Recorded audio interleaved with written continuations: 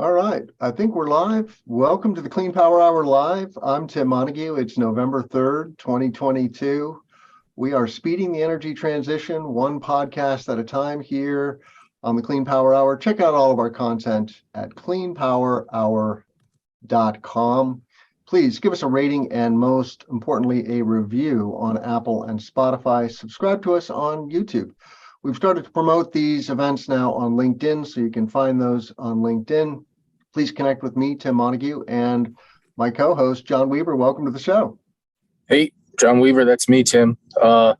Did you by any chance see the Falcon Heavy double rocket landing, double sonic boom Twitter thing?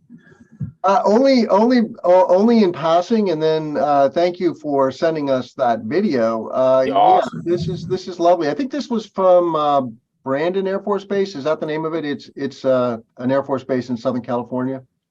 I had no idea where it was. It's just, SpaceX double landing giant rockets. And I really had a couple of specific questions because, this is the Clean Power Hour and Weird Technology as well. And Weird Technology is rockets landing multiple vertical at the same time, coming back to Earth. And so I wanted to ask you do you have data on what the Falcon Heavy is used for? If it's going from a military base, though, maybe it's satellites and important researchy hi-fi sciencey stuff. So I'm just wondering what isn't that just the creme de la creme rocket that they've been launching for the past couple of years? They're launching, of course, SpaceX satellites, and then occasionally payloads for NASA and other countries. And of course, the military is getting a piece of that action. Mm-hmm. That's my understanding. It's the Falcon Heavy is the big dog until they get Super Heavy working, which who knows? They say 2023, but I'm not holding my breath. So are these the standard rockets that just do the standard satellites, but now we have two of them attached to a single unit, and that's what makes it the Falcon Heavy?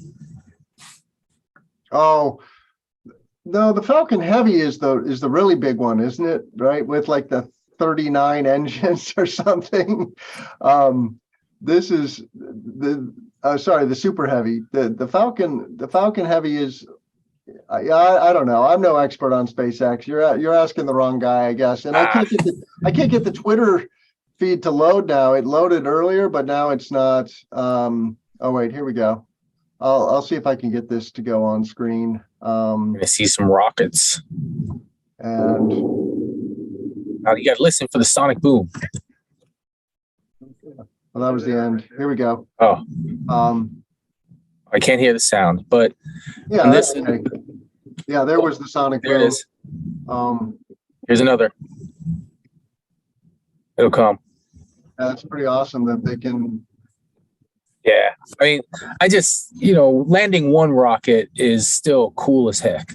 Landing two rockets right next to each other, that's really something special. And I don't know. I'm just still amazed by rockets landing vertically, coming down from space. And it is totally amazing that they can do that. And I haven't been keeping up with SpaceX and the space news lately, so I'm rusty on that front. Oh, we have Russ Bates in our audience. Welcome to the show, Russ. Good to see you. Hey, Russ. I was talking to Russ yesterday. He's a clean energy developer in Ohio, and tearing it up all over the U.S. and internationally. So that's awesome. I would love for you to give us a question in the chat there, Russ, if you have questions for us. The thing that I'm so interested in, and we're gonna do our normal news roundup here, John. But the question that I pose on LinkedIn is, how are we going to triple the solar and storage industry in the next 5 years? Right. That's the predictions now with the IRA legislation at our backs, which hopefully won't get foiled. I mean, the IRA legislation could still get foiled by the political system, but but there's some significant challenges. And namely, we put our finger on three of them yesterday at the Aurora Solar Empower event with Paul Grana. Shout out to Paul Grana. He's the founder of Helioscope, Folsom Labs, now part of Aurora. But here's the three questions. How are we going to tackle the permitting and interconnection challenges? How are we going to tackle the workforce development challenges? And how are we going to tackle the supply chain challenges? And, our show last week was very relevant to that supply chain question. We were broadcasting live from Hellion Solar facility up in the Iron Range in northern Minnesota. And that was a lovely event. I got to see my first solar panel factory. And so my answer to the supply chain question is onshore and reshore, right? We have to onshore manufacturing and reshore manufacturing so that we don't have to deal with shipping stuff halfway around the globe and then worry about it getting jammed up in a port. So I don't know if you have any opening comments about those three things, John. Well, they're all very pertinent. I mean, dealing with permitting at the larger scales, it's really interconnection, I would argue, versus permitting, because there's lots of land and there's lots of projects getting installed. Yeah, there are some that get slowed down, but the majority of projects get through. So I would argue that interconnection is the bigger challenge than permitting. But, once you get really big, it gets hard. But still, interconnection over permitting. Supply chain, I mean, we could fix it. There's enough solar modules around the world. And the question is whether or not we're going to be able to manage solar panel manufacturing outside of key areas in China, specifically polysilicon. And if we can do that, if we can manage moving our poly outside of that region, there's plenty of solar panels. That so far has been the biggest supply chain issue. At some point, though, it's going to be other items. I'm not buying solar edge inverters for three-phase situations right now because they're sold out for like 18 months, Tim. 18 months to get a three-phase solar edge inverter is what I'm being told by people who buy lots of solar edge hardware.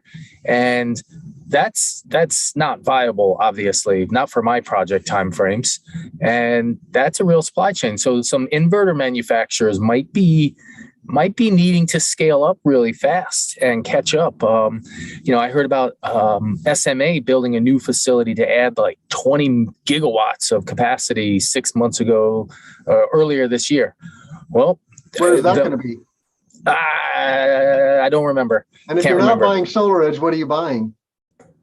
Well, now we're switching. So the reason we buy solar edge for commercial rooftops is because Massachusetts and Rhode Island requires commercial rapid shutdown for all modules. So now we're switching to any SunSpec certified inverter that can use the AP system $26, $27 rapid shutdown unit that sits between each module. And that's going to be our solution as long as it's SunSpec certified. So we're talking Fronius, SMA, everybody's mostly SunSpec certified. But that's like for a project we just did, we couldn't get the SMA gear. We used Fronius. We used Fronius 208 units, 208 VDC units. And that's what we're using. AP system units or APS system units, about $26, and SunSpec certified. That's my new favorite inverter terminology. So it's I'm not real familiar with APS. What is their URL? Do you know?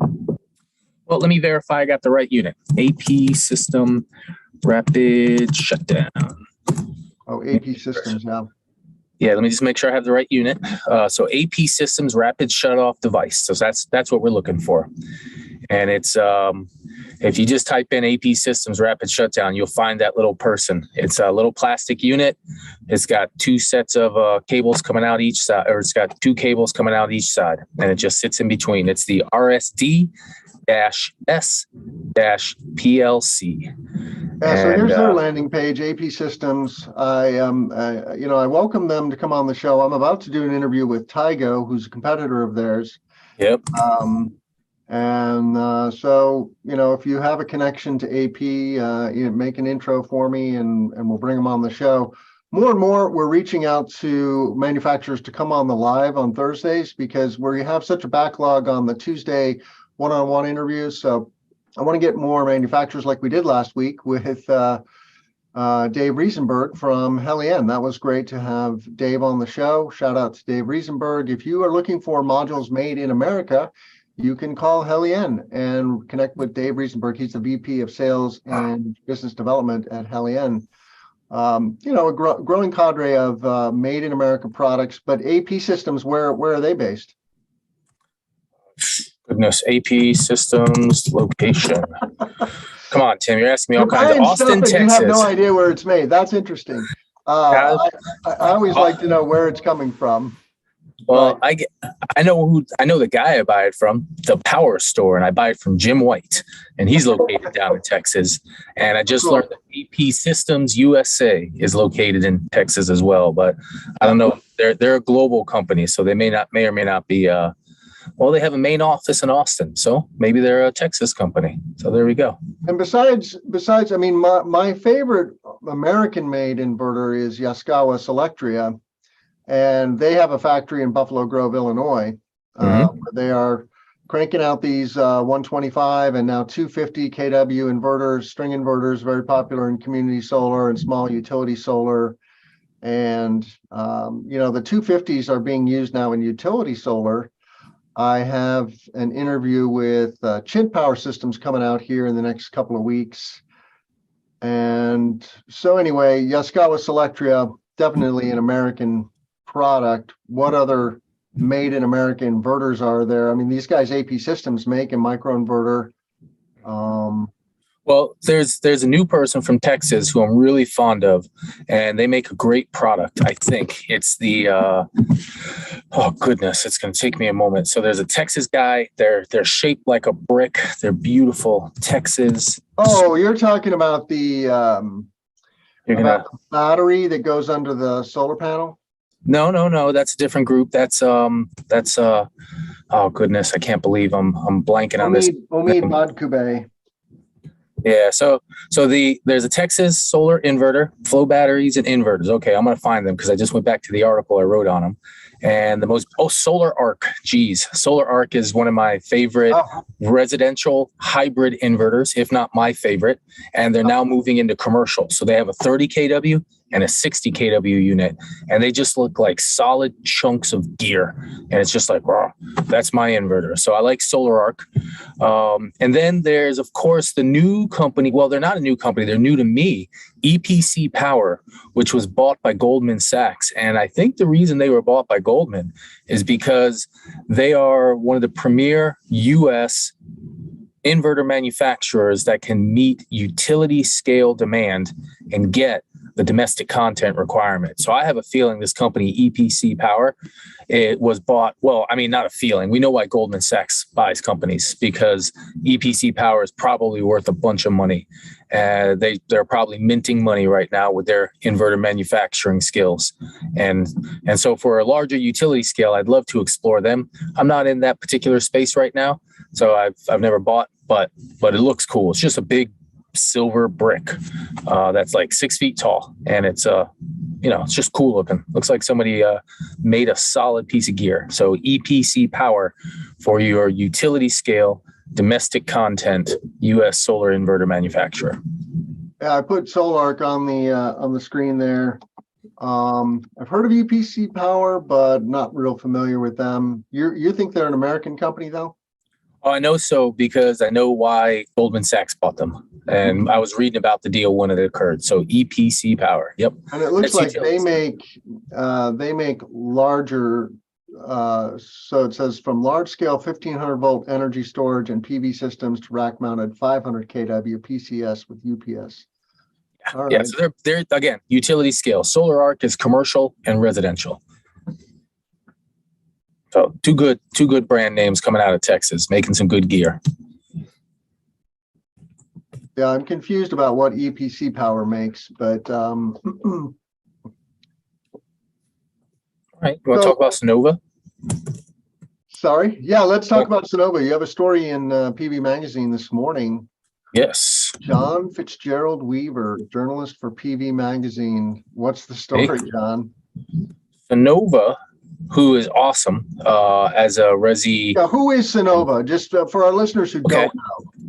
Sunnova is the second largest residential solar company in the U.S. They're based out of Houston, Texas. Mr. John Berger runs them. I've shaken hands with the folks there a few times. I think Megan runs Melanie or Megan. I think it's Megan. She runs their press department and their policy. So she has to shake hands with people in D.C. And they're just a residential solar company. They prefer to own residential projects. However, they will give you a loan if you want to have a nice no money down loan. They're also getting into the commercial space. And so they have they started off in 5 states like Florida, Massachusetts, Texas, California, and some other state. Now they're working on their tier 2 plan for commercial small scale financing. And they're just they like to own solar power projects. They're an expert at owning, O&M, finance, and building projects. But now they're a nationwide residential solar. But in California, they're seeking approval to become an electricity micro utility. And that's a specific definition in the state of California that says you can be an electricity micro utility if you're serving between 500 and 2,000 customers within your little region. And that's like a housing community in California, and it's 500 homes. And so they put out this application to be an electricity micro utility so that they can be the power company of a housing community. And they've built their system, though. That's the real magic. They're building systems on every single house, putting on average 7.7 kW of solar, 10 to 20 kWh of batteries. And then on the neighborhood level, they're putting a 2 megawatt hour battery plus 300 kilowatts of solar. And that's for about 500 homes. And they believe that will be enough to meet about 82% of the homes, of the neighborhood's electricity use. It'll allow the system to be used as a VPP during critical moments, critical grid times. It will have downtime in the neighborhood lower than the general grid. I think the filing that I read said on average across the nation, 2 hours down for the course of the year. In the Sunnova microgrid community, they're seeking 30 minutes of downtime on an annual basis. So I have a question about this. If I'm a consumer, I mean, this looks quite controversial. Yes. It looks like they're duking it out now with the utilities about this concept. Great concept. I have no issue with the concept, but I'm curious from a consumer perspective, John. If I live in one of these Sunnova homes now, and I've got a Sunnova-owned solar system and a Sunnova-owned battery, when the grid goes down, do I get to decide how much battery I get, or is Sunnova completely controlling that from the central command center? Do you know? I don't know hard details. I do know that they said that the neighborhood would stay up for 300 hours at nearly full power if the whole grid was down, because there's also a diesel generator backup of 2 megawatts on a per neighborhood basis. Okay. So they say 300 hours. I don't know the exact. They also have Sunnova adaptive home technology, something to that effect, which it really looks hard at your demand response. So shut off your lights, pre-cool your house before the evening. Don't run washer dryer. Don't charge your car. In fact, there's a link near the bottom where I show an image, actually, so we can see really clearly, and I'll move it up toward the top. But what it looks like when you charge a car inside of your house, it's just a massive amount of electricity pull. It's now I just moved it up near the top. Yeah, I see that. So they do this adaptive home energy management thing, and they believe that they can cut down. And this is what I thought was really neat. California has its peak demand periods in August and September that are in the evenings from about 4 p.m. to 10 p.m., really closer to 5 to 9. And one of the images in the Sunnova article, you can see an average of a model of an average house, its electricity use, generation, demand. And you can see from 5 p.m. to 9 p.m., it's going to pull 100% from its own batteries, and then it's going to pull from the community battery. And so what they're going to do is allow homes to be put on the grid and not drive the evening peak demand issues. And okay, so now we have this house. So this was found on Reddit, and this is the pink is the person's solar generation. The white along the bottom is their demand, just general housing demand. And then that big giant chunk in the middle, that's them turning on their car and just boom. And that dotted line is where the car maxes out. The stuff that's on top of the dotted line is the regular house stuff. And so when you think about Sunnova's adaptive system, they're going to pay attention to when your car charges, and your car is not going to charge from 5 p.m. to 9 p.m. Because, that's when the electricity demand is driving it. So this I just thought was I see them every once in a while, these images, but I just thought it was a very clear, solid image saying, this is what happens when you charge a car. It's pulling some serious juice from the grid, and it's 5 times bigger than anything in your house. So your car and your heat pump are now going to be your driving electricity demand items, or at least your demand peak items. For sure, yeah. Well, this is why we need to triple the grid, right? When we electrify transportation, we're going to triple the grid, the amount of electricity that we consume, because converting from internal combustion engine to battery, right? That is a huge amount of extra demand. And we can totally do it. It's totally feasible. We just need a more robust grid. So, I've heard rumblings of people talking about, for example, to deal with the interconnection challenges that we solar and battery storage developers face is putting some more federal control over this process, because it is an emergency, right? We have a climate emergency on our hands, and we need to streamline how we are able to build out the next grid, right? The next generation grid is one that is comprised of a whole collection of microgrids, basically, right? Instead of just these central generating facilities and then the wires that run from that to everybody's homes.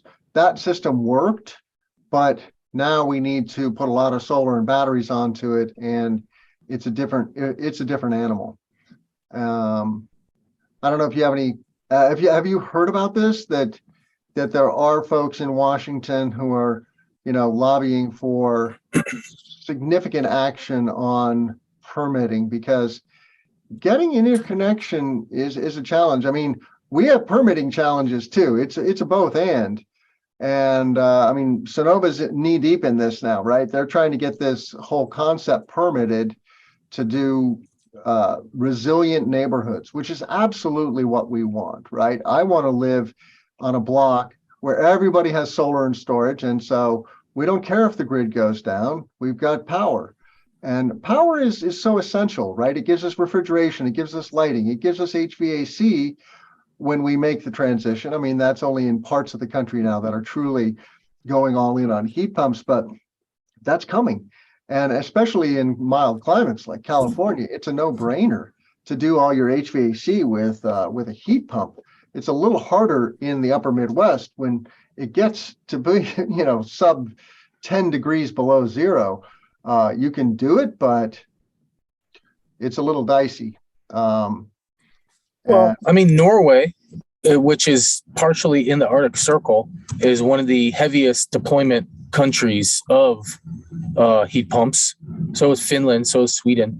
These places have very cold temperatures, and they have heat pumps everywhere. Yeah, they do. And they also have, they augment the heating with in-floor heating. There's electric resistance heat and other kinds of electric heat going on. They have a plethora of clean energy from hydro. Norway gets like 90% of its power from clean hydropower. Yes. But it's true. You do see heat pumps much more in Europe. Again, they were earlier adopters than the US. Americans still don't know what heat pumps are. And they're just, as Barry Cinnamon points out on his show, Barry did a great show on heat pumps recently. It's a show called The Energy Show. Check it out. Cinnamon Energy Systems. I think he changed his name from Cinnamon Solar to Cinnamon Energy because he's now doing batteries on all of his solar projects, right?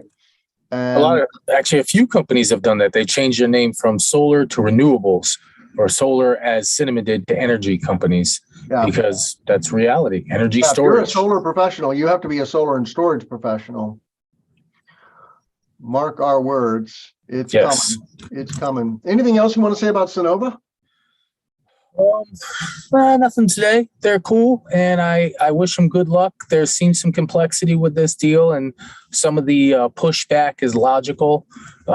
As well, the state of California is developing a set of standards for community solar or for community microgrids, and the public advocacy arm for the state of California said, hey, maybe we should slow down on this approval so that we can finalize our work that we've been working on since 2020. Hopefully they steal some ideas from Sunnova. Maybe Sunnova knows somebody there and stole all their ideas, but it's coming. So nothing else today. We can talk about Rhode Island and their giant wind farm if you'd like. Yeah, let's talk about wind energy. We see a drumbeat now, a rising drumbeat of offshore wind happening in the mid-Atlantic, the Northeast, and now even California. But you got a story about Rhode Island. What's the story? Brought to us by Ethan Howland. We've been remiss, John. We don't point out the journalists enough, so I want to give a shout out to Ethan Howland at Utility Dive. Like Utility Dive.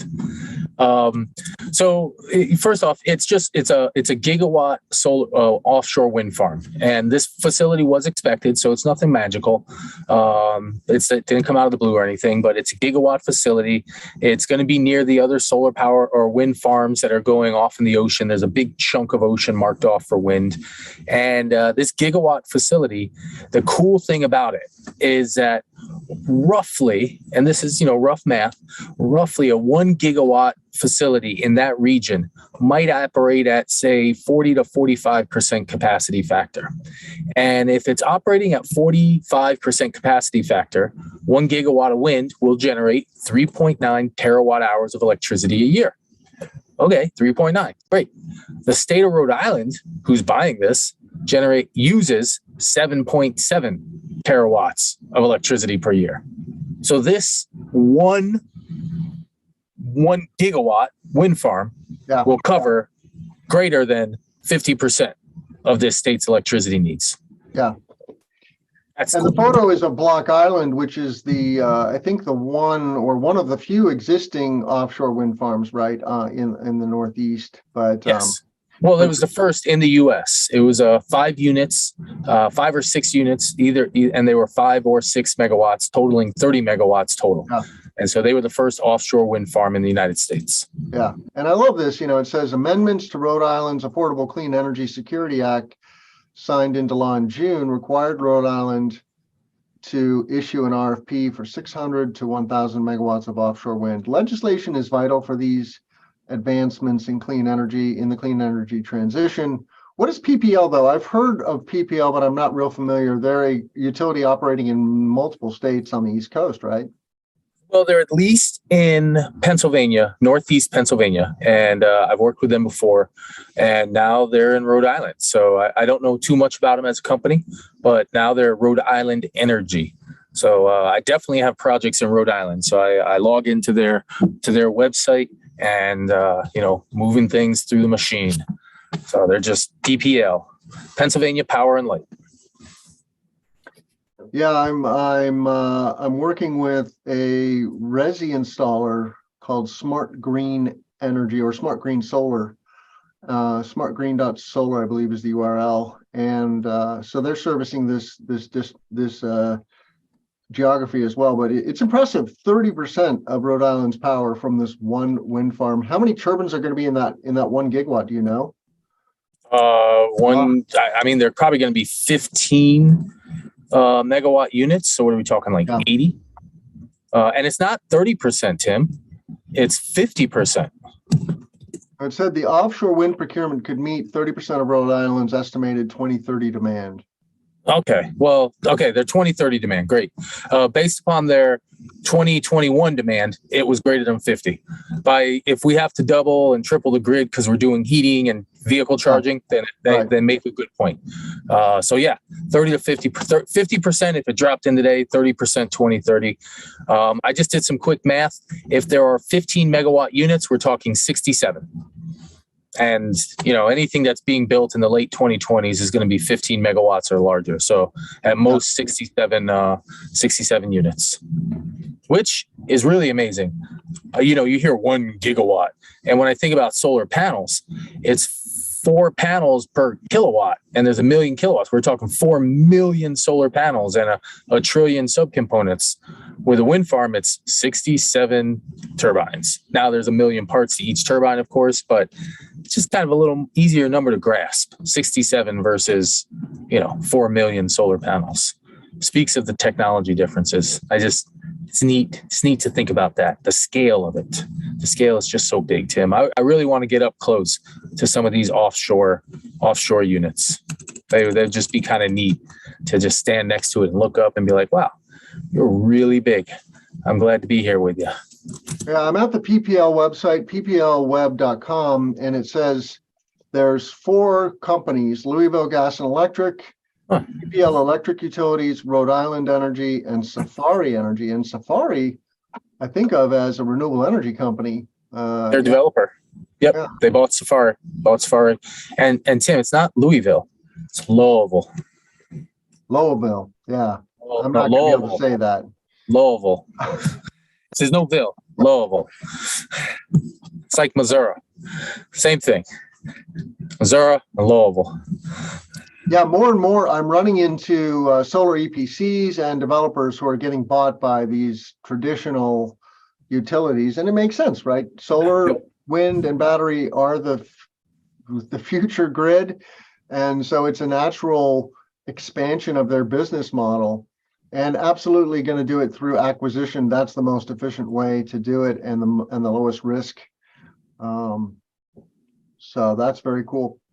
Yep. I like it. Do we have any other news? There's tons of news. We got ESS, we got bus charging stations, we got commercial EV V2G pilots. We got tons of news, all kinds of news. You want to talk about a re-roof first? It just looked really clean and pretty. It's just some pictures. Well, roofing is so vital in the solar industry. I like to say that, New Life Power. I've just been chatting with Caesar. Yeah, old roofs are the bane of a solar installer's or solar developer's existence. We need to find new and better ways to transcend the old roof problem. But I'm not sure. What is this story about? This you're talking about the LinkedIn story? Yeah, the LinkedIn. We're checking out Caesar. I just want to share those pictures of the work that Caesar did on this re-roof. And so this is a remove and reinstall. He calls it a commercial PV. So when you say re-roof, you're talking about a reinstallation of the solar array. Well, yeah, they had to do a re-roof too. That's what he said. He said they ripped. Yeah.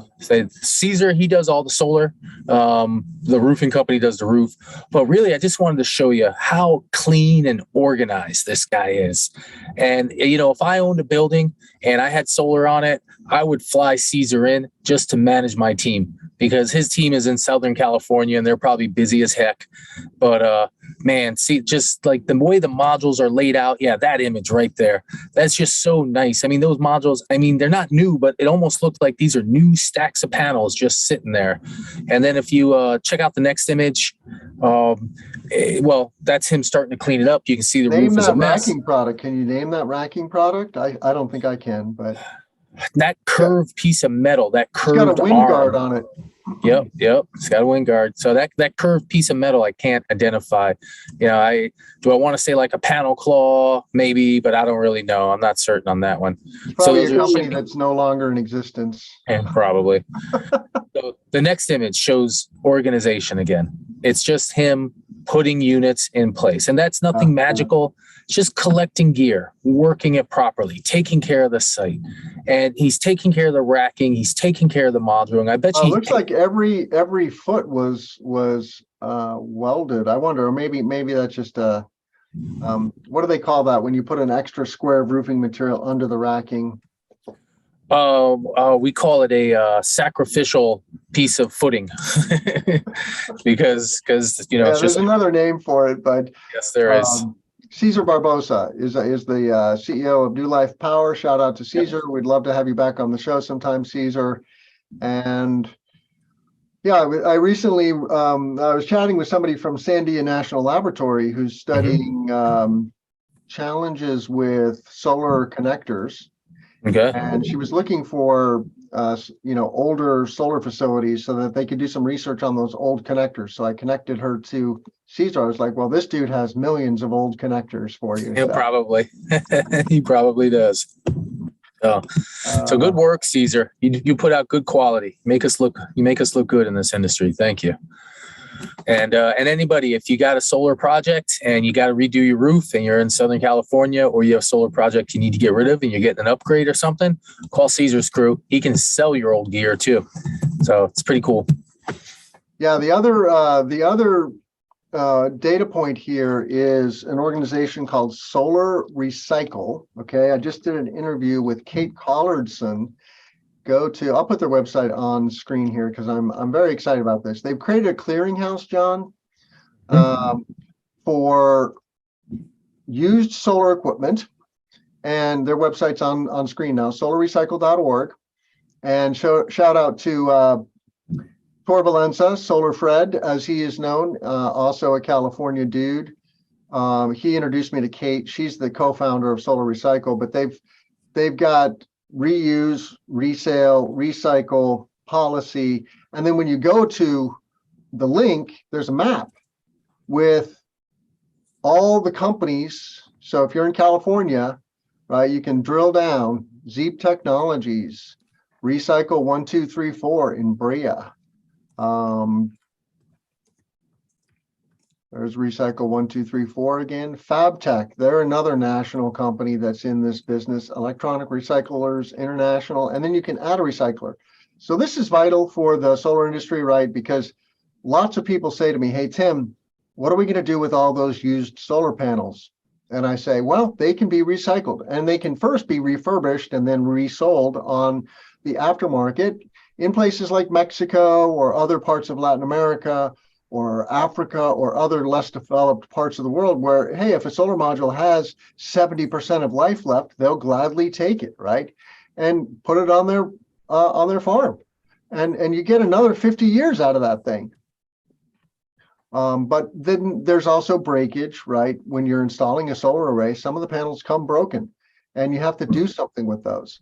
And so these recycling companies are becoming a vital part of the ecosystem. And as I was saying with Kate, we just don't want them to end up in landfills or to just get ground up and then swept under the carpet, so to speak, right? You actually want to repurpose that material, the silicon, the glass, the silver, the copper, the aluminum, so many valuable materials that huge amounts of energy have gone into making. And now we need to repurpose or recycle that material. So this is a growing topic. It's a very hot topic, very timely. What else do you have to say about solar recycling, John? Well, as of yet, the solar industry isn't putting out so many panels that the solar recycling industry can scale to highly profitable levels. We're still early in the solar panel recycling side of the world. And that's just because we're early in installing solar panels. So I think a lot of people are worried about solar panel recycling, solar panels filling up landfills. It's not going to happen. There's enough consciousness of it that we're just not going to let it happen. First off, I mean, by law, it probably won't be allowed to happen. California has already set this law. Other states are following. Decommissioning plans are coming with all utility and community solar style projects. So I think solar panel recycling is going to be an issue that we have to think very hard about and work on doing correctly. But we're going to fix that issue, and so I'm less worried about it as of yet. So I like seeing the people doing this work, though. It just looks so nice. It just clean going in and clean coming out. Just good, nice, good work. Yeah. Well, at that panel factory I was at last week, when they scale to 700 megawatts, okay, sometime next year. That's approximately 1.4 million solar panels coming off that line. And then you figure that 0.5% are going to be broken in some way or substandard. That's 7,000 solar modules. So, you know, there's also this stream coming off of the manufacturing line. There's a stream coming off of the construction line, so to speak, and then there's a stream coming off of the used facilities. So yeah, it's a thing in California. That's why Cesar Barbosa is in the California market right now, right? Because they got into solar in 2010, or actually 2000, but really took off in 2010. Yep. So yeah, it's a nascent industry, but in a very important industry. Yeah. I once read that at the end of the first year, between 1 and 2 solar panels need to be thrown away because of just, you know, setting them up on a site, transportation, things dropping, things banging, and, you know, they're 0.1% of solar panels that die just in general. So it's a real issue. It's a small issue. It's a real one, but it's still a small issue. Yeah. And before I forget, you've got a great story here in PV Magazine, ESS's flow battery demand curve.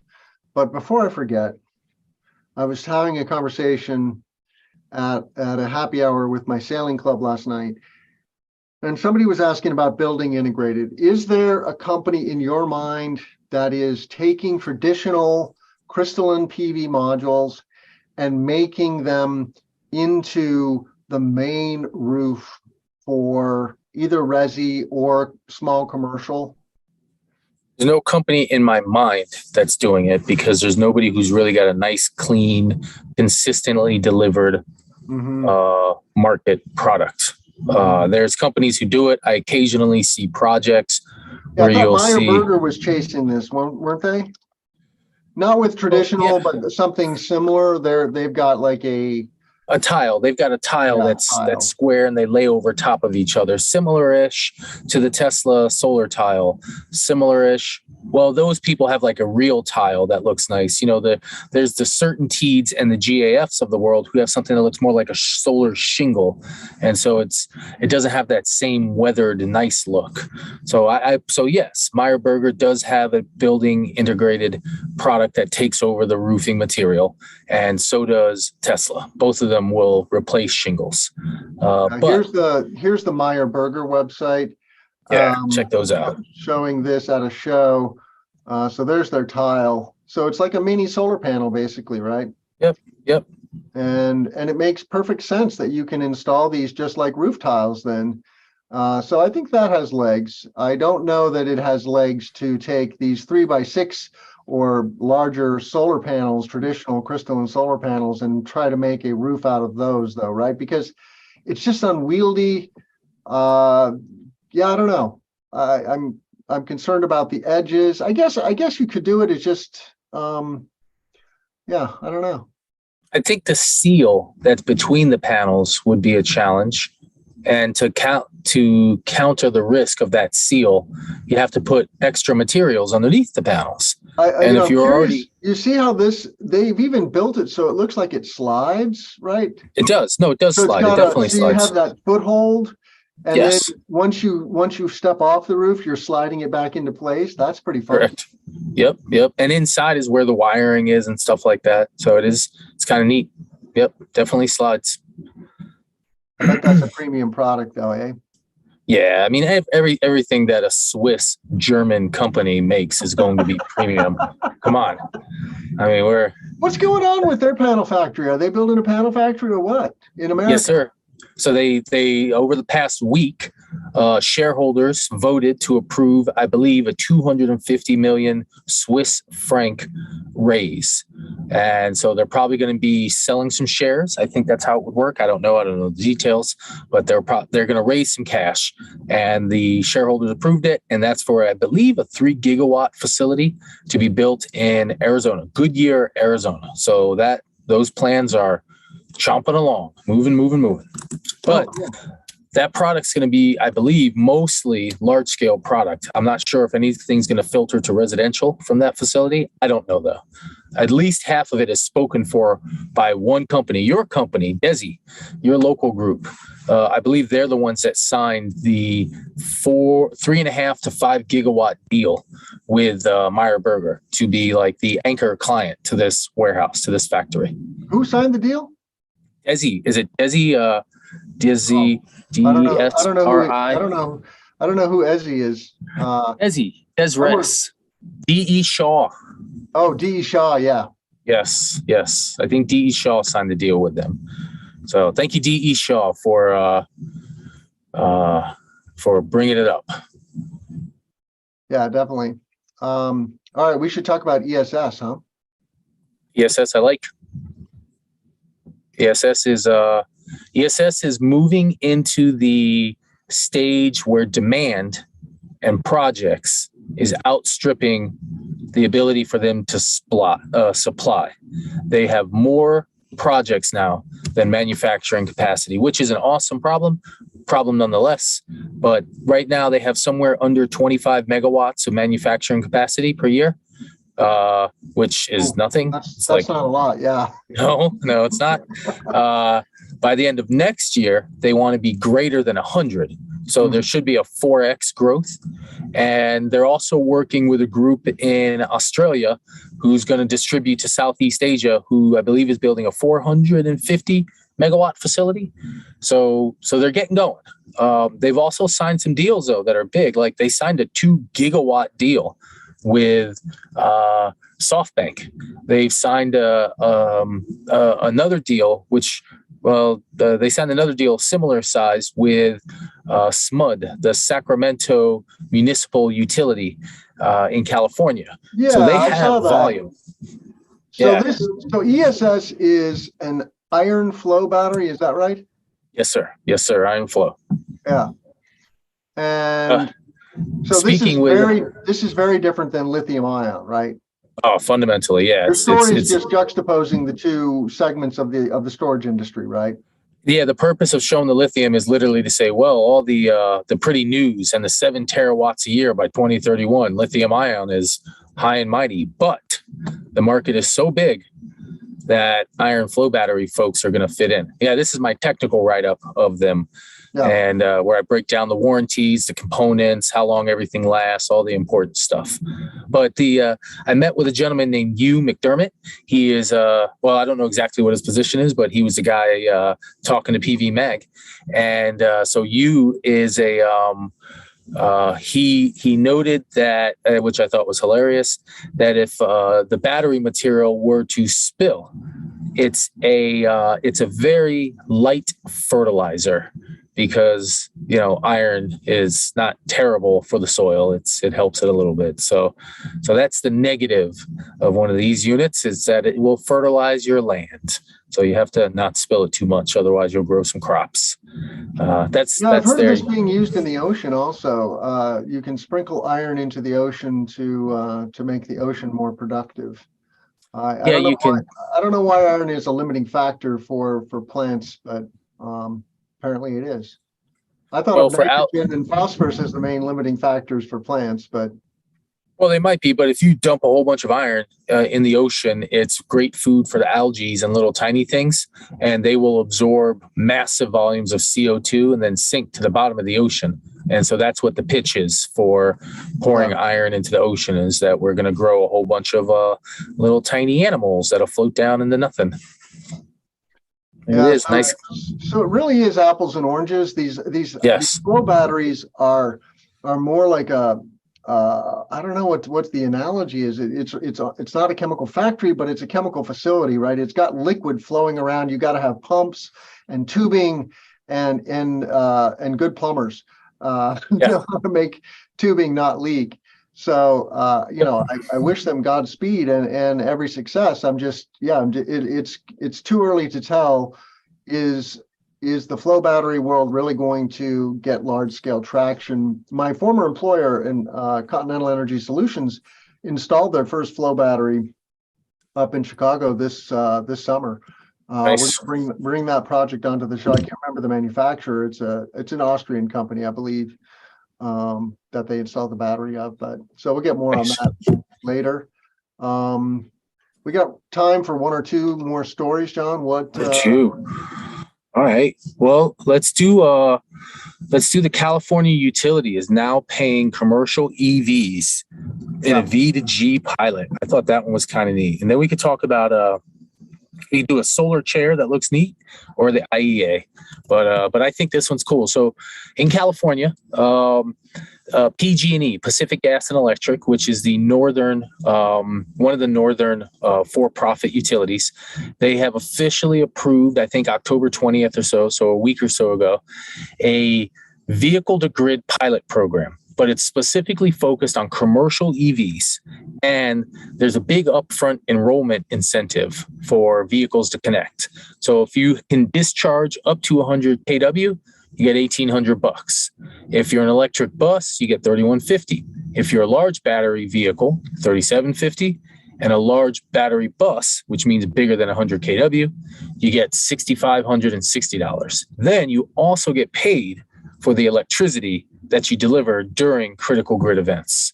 And that's just kind of neat. And the reason is the volume of electric vehicle energy storage is going to represent 90% of lithium ion battery sales. So 90% of the batteries that we make are going to go into cars.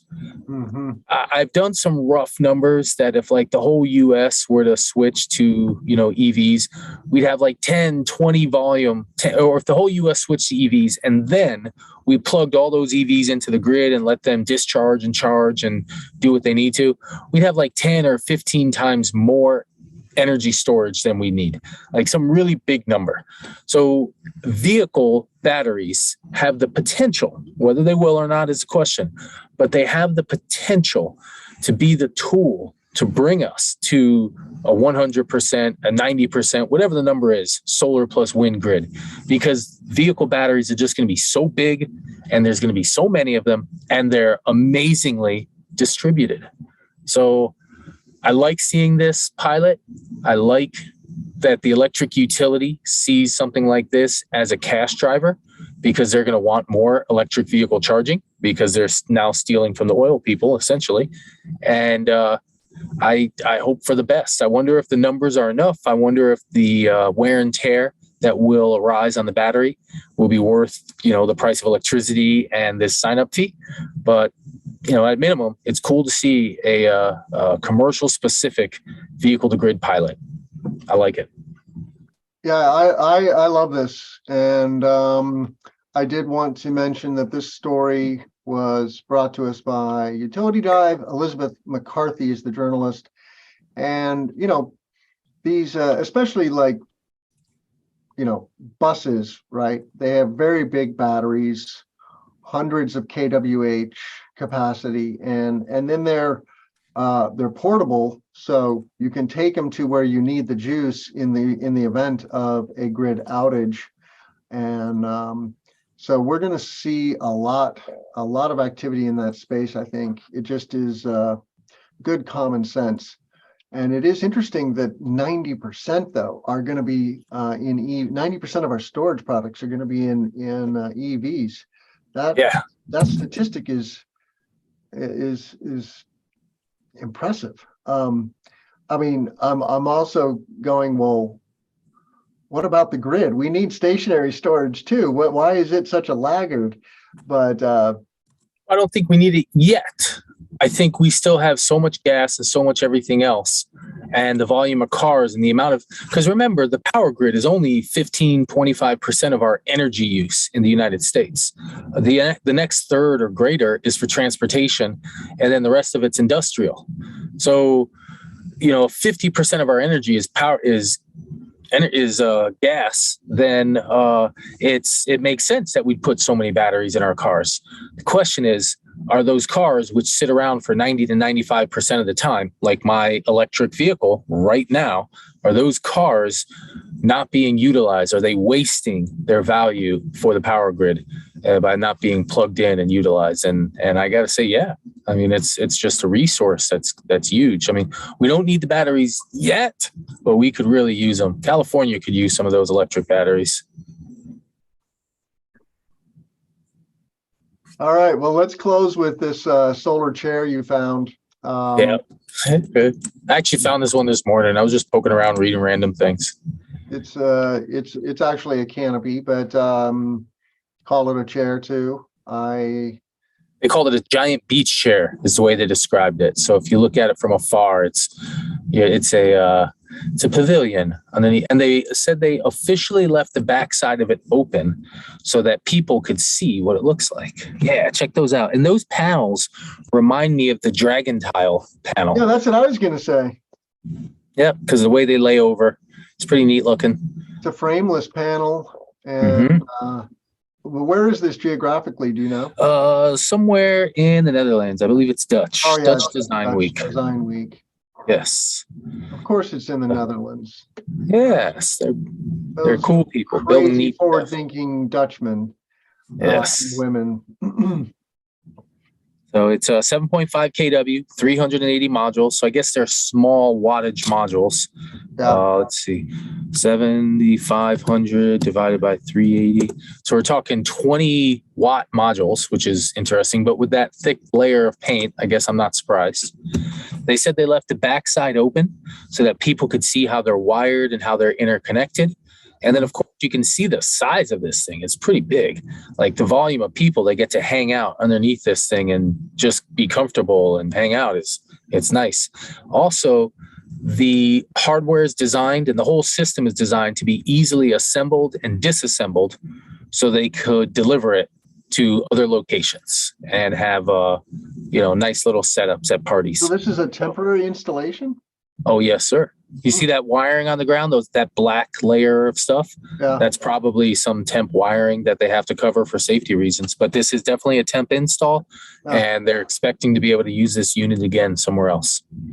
Interesting. And the article notes that the construction, whoever built it, whoever's unit it is, has now received many or multiple communications saying, "Hey, let's talk about seeing your unit locally." And so look at this further away picture. You get a nice angle, get some I wonder cool, if those are solar thermal panels in the background up there on the other roof. It kind of looks like solar thermal, maybe. Maybe it looks like down here in Massachusetts we have those things are for looking over the shoulders of employees who are inside of the buildings working. They're called monitors. Yeah. So, all right. Well, let's wrap up, John. That was it. The show. Oh, it's already done, Tim. We're done. We are done. Thanks to Russ and Chris Lettman also joined us live. Thank you, Chris. Hey, in the Chris. California market. Look forward to chatting more with you guys. I want to know, John, how can our listeners find you, Mr. Commercial Solar Guy? After 5 p.m., I'll be down the street at one of the breweries having my one beer that I have every few days. Otherwise, commercialsolarguy.com. That's our website. We have a contact us form. We're going to be doing some upgrades of the services we offer. We got to really clean up the site. You can find me on Twitter at Solar in Mass. As well, you can find me on LinkedIn, just John Fitzgerald Weaver. What about you, Tim? Where's the best way to find you? So you can find all of our content at cleanpowerhour.com, and please subscribe there at cleanpowerhour.com. Get on our email list. We're going to start emailing out the episodes. We have not been doing that, and that's shame on Tim Montague for that, but I'll put this on screen now. cleanpowerhour.com. And you see there, Anthony Starr. I just published an interview with Anthony Starr, former director of the Illinois Power Agency. We did a quick update on the Illinois Solar Program, bringing you so many wonderful events and, of course, so many wonderful interviews. And then, of course, this live every Thursday, which we're going to start promoting on LinkedIn now regularly. Dr. Daniel Howard with his Beyond Carbon Impact. So he's created a platform to measure all the other environmental goods that come of clean energy projects. So check out all of our interviews there at cleanpowerhour.com. Give us a rating and review on Apple and Spotify, and especially the review. That really, really helps. And subscribe to the YouTube. You just click on that little YouTube icon and you'll find the channel where all these lives also get posted. So with that, I will say sayonara, John. I'll see you next week, and let's grow solar and storage. I'm Tim Montague.